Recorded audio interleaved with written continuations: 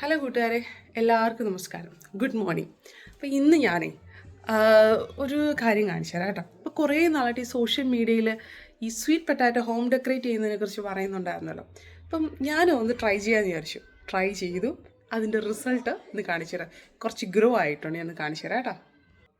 See കണ്ടോ, അത് ഞാൻ വെച്ചിട്ട് വലിയൊരു പീസായി പോയിട്ടോ.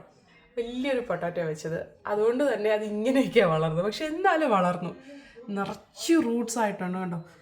ഇതിപ്പോൾ ദേ ഗ്രോ ആയി ഓൾമോസ്റ്റ് ദേ കണ്ടോ ഇതുവരെ ആയിട്ടുണ്ട് കണ്ടോ.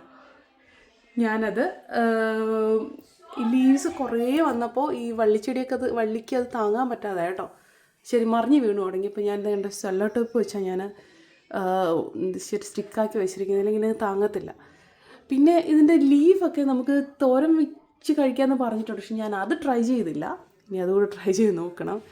എങ്ങനെയുണ്ട്? നല്ല ഭംഗിയില്ല, നല്ലതാണ് കേട്ടോ. എല്ലാവരും ട്രൈ ചെയ്ത് നോക്കണേ. നിറച്ച് റൂട്ട്സ്. ഇത് വീക്കിലി വൺസ് നമ്മൾ വെള്ളം മാറ്റി കൊടുക്കണം കേട്ടോ. കണ്ടോ, കാട് പോലെ കണ്ടോ. ഇനി ഞാൻ വിചാരിക്കുന്നത് ഇതിനൊരു വലിയ ബൗളിലോട്ട് മാറ്റിയാൽ കൊള്ളാമെന്ന് വിചാരിക്കുന്നു. ഇനി അത് വലിയൊരു ബൗൾ മേടിച്ചിട്ട് ഇതൊന്ന് മാറ്റണം. എങ്ങനെയുണ്ട്? നല്ല ഭംഗിയല്ലേ? ശരിക്കും പറയും നമ്മുടെ വീടിനകത്തൊരു വള്ളിച്ചെടി. നമ്മുടെ മണി പ്ലാന്റ് പോലെയാണ് കേട്ടോ. പക്ഷേ മീൻസ് ഇത് മണി പ്ലാന്റ് എന്ന് വെച്ചാൽ ഒത്തിരി അങ്ങ് പൊങ്ങിപ്പോയി. ഇത് അത്രത്തോളം പൊങ്ങിപ്പോകുമെന്ന് എനിക്കറിയില്ല.